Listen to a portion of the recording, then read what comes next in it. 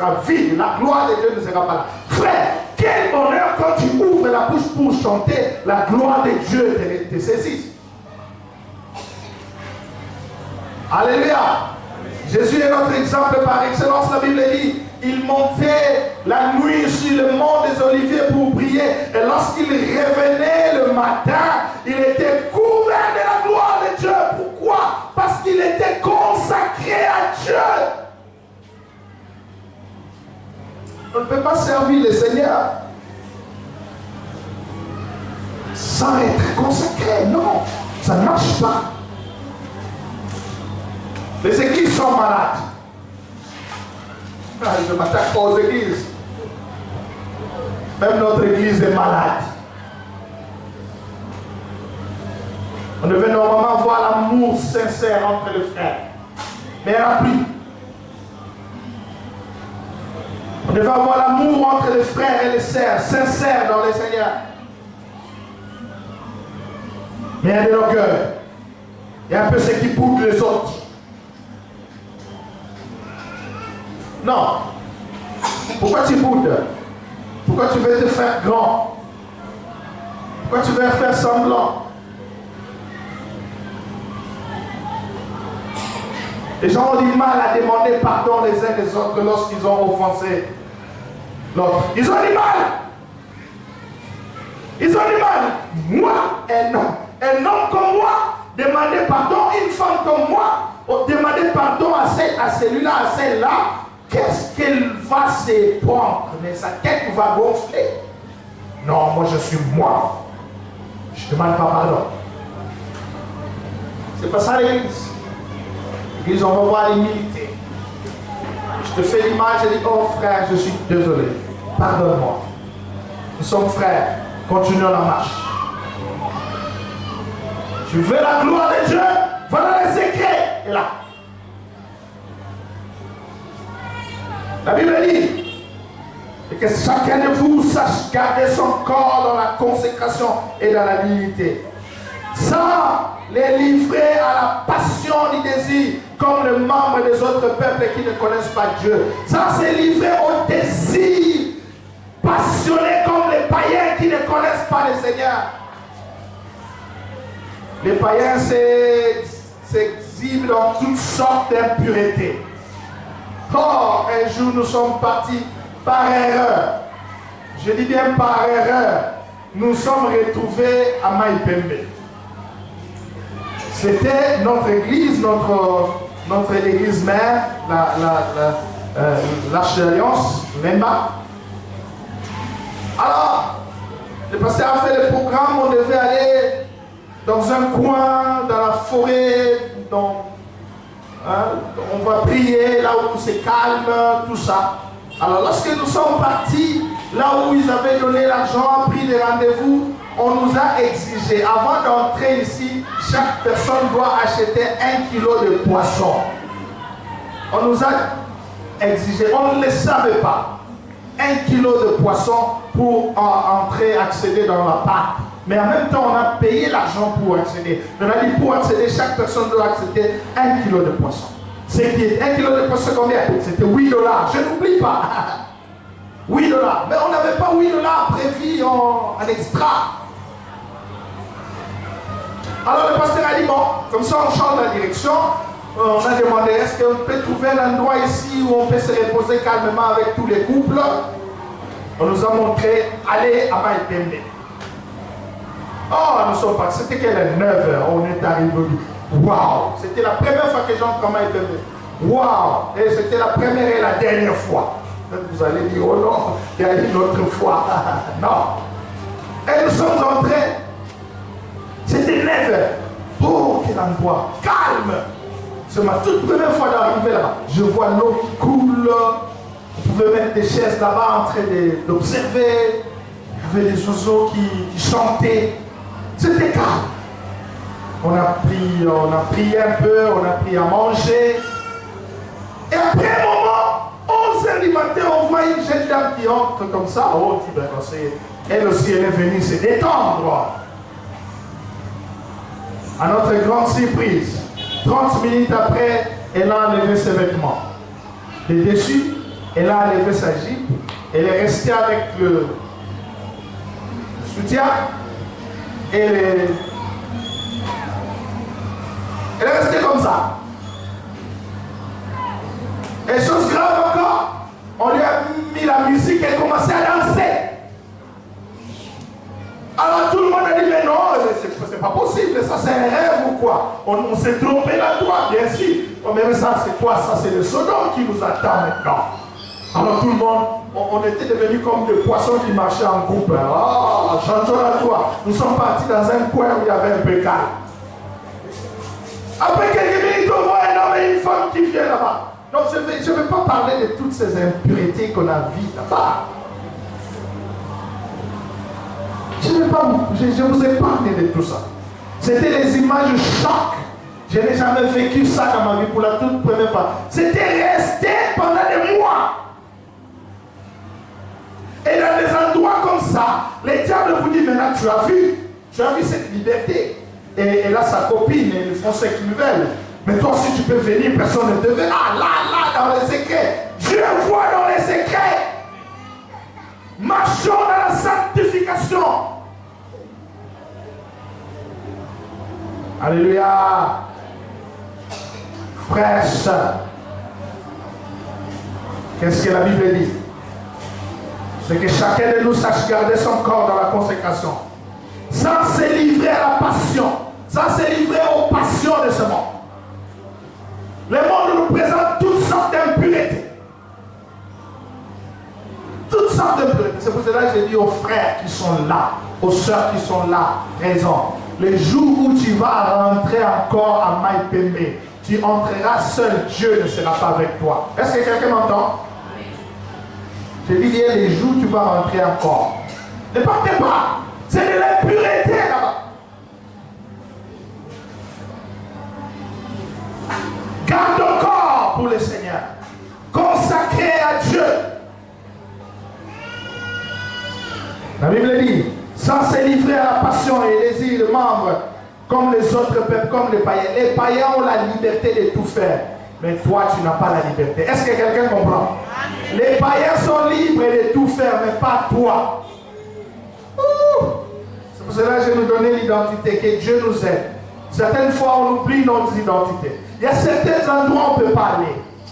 Il y a même certaines personnes, on ne peut pas parler avec eux. Je ne dis pas que nous allons faire des ennemis. Hein. On ne peut pas.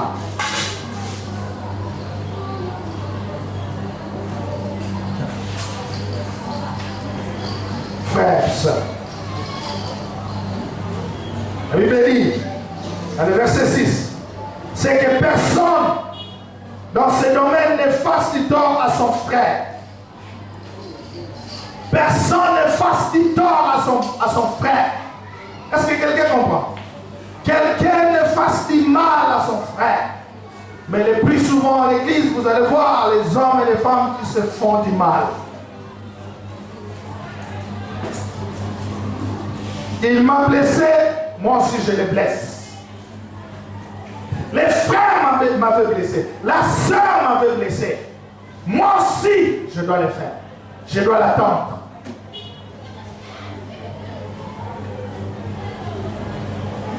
Prépare une bombe. Le frère peut-être l'avait fait sans le savoir, mais un autre frère lui rétorque avec beaucoup de précision et de calcul. Qu'est-ce que toi tu te montres dans cette église? Tu crois que cette église t'appartient? Frères et sœurs, la Bible dit, c'est que personne ne fasse du mal à son frère. Et que personne ne porte atteinte à ses droits.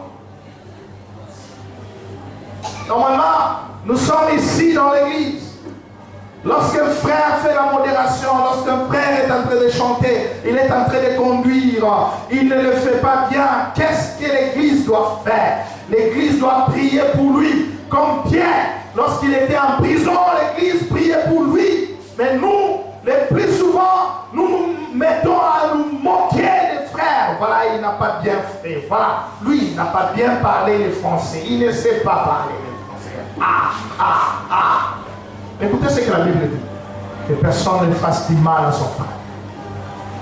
Que personne ne parle du mal de son frère. C'est malheureux et c'est malheureux dans l'église du Seigneur de voir les hommes et les femmes qui se parlent du mal les uns les autres. Je l'insiste parce que je ne veux pas, étant pasteur de cette église, je ne veux pas voir les hommes et les femmes qui vont aller en enfer un pas après l'autre à cause des calomnies. Je le vois, il y a des gens qui ont des antennes spirituelles sataniques.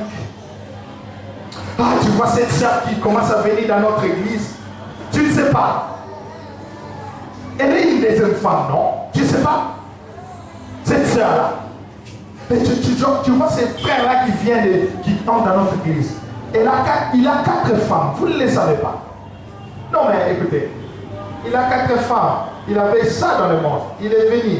Laissez la parole lui toucher. Laissez la parole lui transformer. Priez pour lui. Tu prends le temps pour les calomnier. Tu ne prends pas le temps pour prier. Tu ne verras pas la gloire de Dieu. Voilà les secrets. Ça, c'est ce qu'on nous a enseigné. C'est pour cela nous bénissons le Seigneur parce que nous marchons dans la gloire de Dieu. Tu ne veux pas obéir, pas de gloire. Tu seras vide. C'est là dans les églises, il n'y a pas la gloire. Calomnie, c'est calomnie. Impureté, c'est impureté. Ferme la bouche. Est-ce que tu peux dire ça à ton voisin? Ferme la bouche. Dis-le.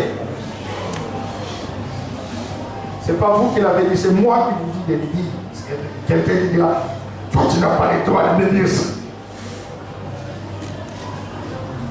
Ferme la bouche dans le bon sens, afin que tu aies le temps d'écouter le Seigneur.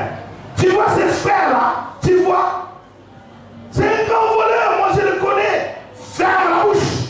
Même si c'est un grand voleur, il est venu dans la présence de Dieu, jour après jour. Il aura la grâce divine qui va travailler sa vie afin d'enlever la corruption dans sa vie. Ce n'est pas à toi.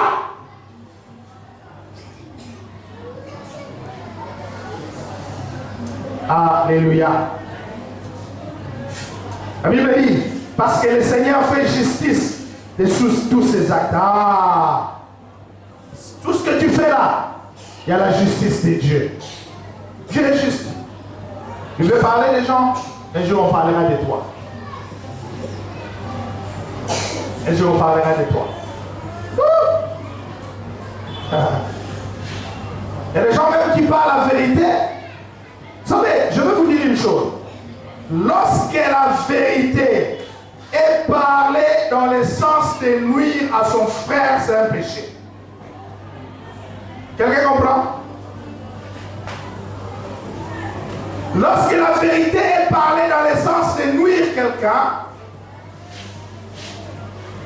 c'est un péché. Je vais m'expliquer. Nous venons à la veillée. Nous dormons ensemble. La nuit, excusez-moi, un frère fait pipi. On se réveille comme ça. Ah, mais le frère a fait pipi, mais qu'est-ce qui ne va pas ici? Le frère quitte 5 heures, il quitte, déjà il rentre chez lui, humilié pour ce qu'il a fait. Alors toi tu as vu ça, et tu vois un autre frère qui entre dans l'église. Tu lui parles de cette vérité, tu ne mens pas, tu dis la vérité. Mais pourquoi tu dis cette vérité? C'est pour humilier les frères. Fermez la bouche.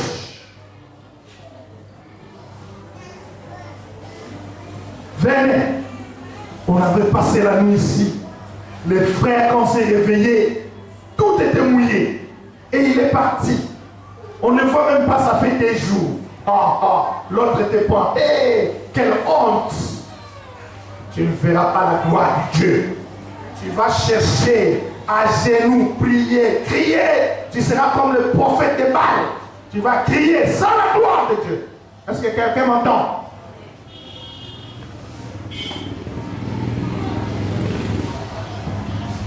Alléluia.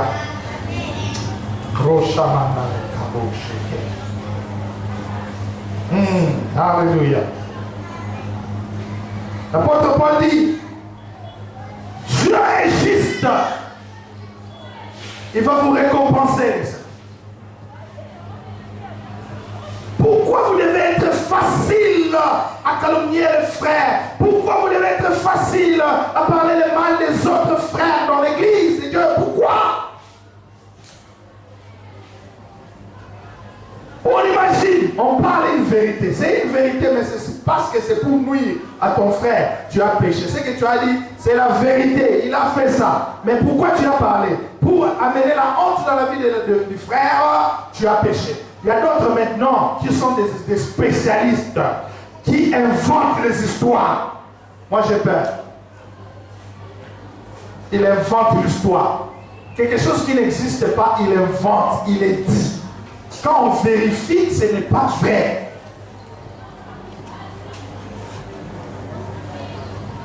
Je me t'ai rendu compte, beaucoup de serviteurs de Dieu, je ne veux pas dire de quelle église, pour quelques serviteurs de Dieu que je connais, ils sont devenus très méfiants les gens. Pour cela, je vous dis, frère, je suis votre pasteur, je suis votre bénédiction. Protégez votre pasteur. Je me limite là. Amen. Amen. Beaucoup de serviteurs de Dieu qui sont devenus méfiants. Il y a des gens qui inventent les histoires. Ils les propagent. Tu dis, hey, venez ici. Ce que tu dis là, où est-ce que tu as eu ça? Oh non, on me l'a dit. Qui t'a dit? On me l'a dit. La personne qui m'a dit, en plus il ment. Il a dit de ne pas dire à quelqu'un. Lorsqu'on lui met les chocs, il fait appel à une mauvaise personne.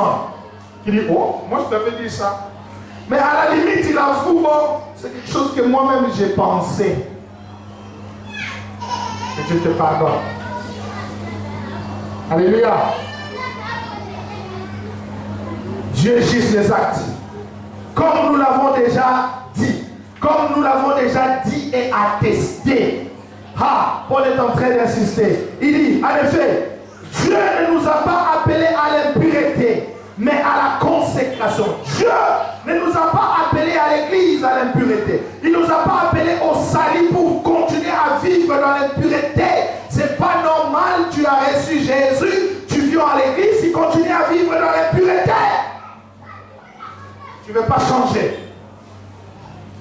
J'ai pris que l'onction de la consécration et de la sanctification te saisisse. Tu comprends que Dieu veut que nous soyons sanctifiés pour lui. Dieu veut que nous soyons purs pour lui.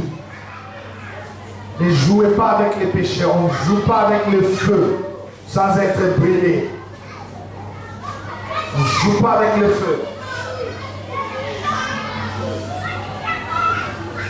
Dieu ne nous a pas appelés à l'impureté, mais à la consécration, à la sanctification. C'est lui donc qui rejette ses instructions, ne rejette pas un homme. Paul a dit ça à l'église de Thessalonique. Il dit ça aujourd'hui maintenant. Il dit, on te prêche la sanctification, tu ne veux pas. Tu veux la prospérité. Tu veux la gloire, l'élévation. Nous à la bande, nous ne courons pas derrière la gloire. Nous à la bande, nous ne courons pas derrière la puissance. Nous à la bande, nous ne courons pas derrière le manifestation. Take it. On ne court pas derrière ça. Nous courons derrière la sainteté. Nous courons derrière la sanctification. C'est ça ce que Dieu nous exige, frère. Alléluia. Amen. Parce qu'il y a beaucoup de gens qui deviendront maintenant orgueilleux. Take it. Il prend toute l'église, il fait tout, c'est comme si c'était lui. Tout le monde. Tu as vu aujourd'hui, les gens sont tombés, de la puissance. C'est pas toi. Si les gens tombent, c'est le Saint-Esprit, c'est pas toi. Ça ne veut pas dire aussi pour être rempli du Saint-Esprit, il faut toujours tomber. Oui. Si tu...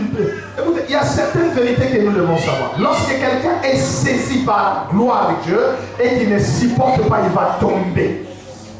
Alléluia. Amen. Mais ce n'est pas une fabrication locale.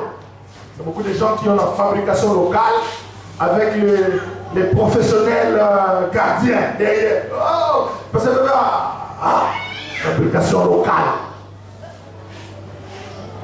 Tombe si c'est nécessaire de tomber. Si tu n'arrives pas à supporter la gloire de Dieu, tombe. Daniel aussi a tombé. Il a raconté l'ange qui lui disait, qui lui donnait un message. Daniel perdait ses forces. La Bible dit, Daniel perdait ses forces. Il dit, mais pendant que tu me parles, je n'arrive pas à supporter, je tombe. Beaucoup de gens qui sont spécialistes pour faire tomber les gens. Tu vois, à l'église, il y a des gens qui ont tombé, il y a des gens qui ont fait ceci. Hein? C'est vrai ça? Toi, tu cours derrière ça. Il y a même des étudiants qui font la théologie qui disent, Seigneur, aide-moi. Et quand je vais commencer à prêcher, que les gens tombent. Quand je vais commencer à prier, que les gens tombent. Je veux la gloire, je veux la gloire. Non, laisse ça. Je veux la sanctification, je veux la consécration, je veux la sainteté. Que cela soit votre prière. Alléluia. Et lorsque les gens seront saisis par l'Esprit de Dieu et tombés, tu ne te rendras même pas compte. Moi, pour la première fois, prier pour quelqu'un tombé, je ne savais pas dans mon esprit. Ce n'est pas quelque chose qui était arrangé. Alléluia.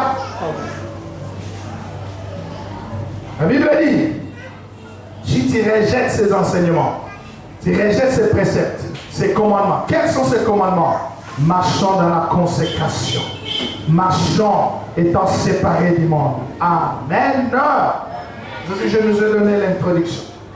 Demain, nous allons parler de comment vivre dans la sanctification. Alléluia. Comment nous devons vivre dans la sanctification. Ne manquez pas demain. Baissons nos têtes dans la prière. Merci Seigneur. Commencez à prier maintenant.